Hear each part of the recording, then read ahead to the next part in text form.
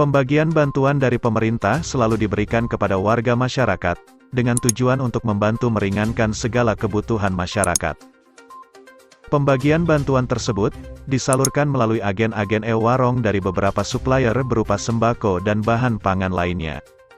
Namun, di Kecamatan Cisolok telah marak agen-agen dan supplier-supplier yang tidak memiliki legalitas yang jelas, yang mana itu sangat merugikan para supplier dan agen e-warung yang resmi dan memiliki legalitas jelas.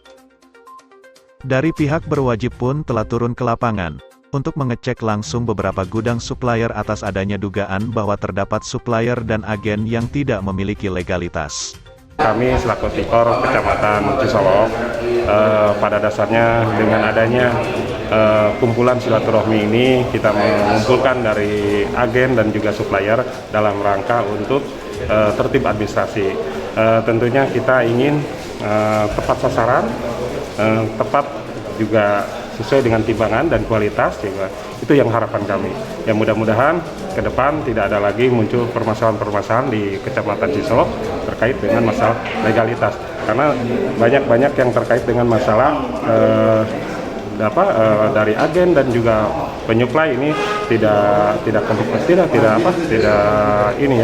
sesuai karena tidak memiliki legalitas. Yang harapan kami semua siapapun yang bisa bekerja sama dengan kami tentunya tolong tempuhi dengan legalitas. Kami dengan Muspika insya Allah akan secara bertindak tegas apabila dari supplier atau agen tidak memiliki legalitas, kami akan coret tentunya dengan secara tegas karena tidak sesuai dengan aturan. Kita bekerja harus sesuai dengan aturan berdasarkan peraturan dengan pedoman umum itu tentunya. Mungkin dari Muspika siap akan bertindak tegas.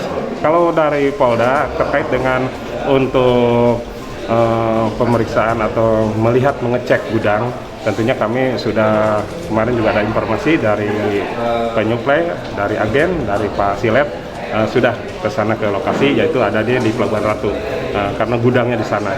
Tapi dengan informasi yang lain saya tidak ada informasi yang lain. Selama ini alhamdulillah kita kondusif di Kecamatan Cisolok, tidak ada karena mungkin sudah dipenuhi dengan salah satu syarat yaitu legalitas dalam rangka tertib administrasi itu. Jadi untuk di Kecamatan Cisolok.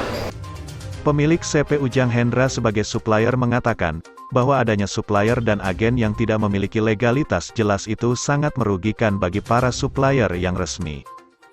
Justru itu menjadi keresahan bagi masyarakat, termasuk para APH juga, penegak hukum juga, itu bingung menindaknya itu masalah supplier yang nggak jelas itu. Misalkan ketika ada sidak itu harus kemana itu. Soalnya ilegalitasnya nggak jelas, termasuk izin gudang, izin produksinya juga mungkin nggak jelas juga. Jadi ketika ada APH yang mau meninjak lanjuti itu alamat atau itu termasuk tujuan APH itu kemana gitu, serba bingung gitu ya. Jadi meresahkan lah, itu sangat meresahkan. Ketika misalkan supplier yang jelas itu, yang resmi itu, kita akan berbadan hukum. Minimal ada pajak masuk yang ke negara. Tapi yang ilegalitasnya yang nggak jelas itu, yang dianggap uka-uka kata tadi itu Pak dan Ramil itu ya, itu nggak ada pemasukan ke pemerintahan gitu ya.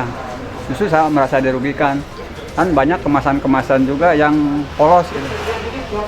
Berasnya juga kualitas berasnya juga acak-acakan gitulah. Nggak ada yang disebut premium, medium itu nggak dijalani gitu. Jadi berasnya seadanya aja beras dia gitu. Bahkan karungnya juga polos. Soalnya ketika karung polos itu dia dengan mudahnya mengelak gitu. Tidak mempertanggungjawabkan buat supplier yang nggak resmi itu gitu. Ditertibkan dulu, tempuh dulu kalau mau jadi supplier atau jadi ilegal itu, tempuh dulu ilegalitasnya dulu, baru kita jalan gitu. Nggak menutup kemungkinan walaupun agen atau supplier diperbolehkan masuk kemana aja, yang penting ditempuh dulu ilegalitasnya. Itu harapan APH sama hasil dari Tikor Kecamatan Cisolok. Dari Kabupaten Sukabumi, Tim Liputan Jubir TV melaporkan.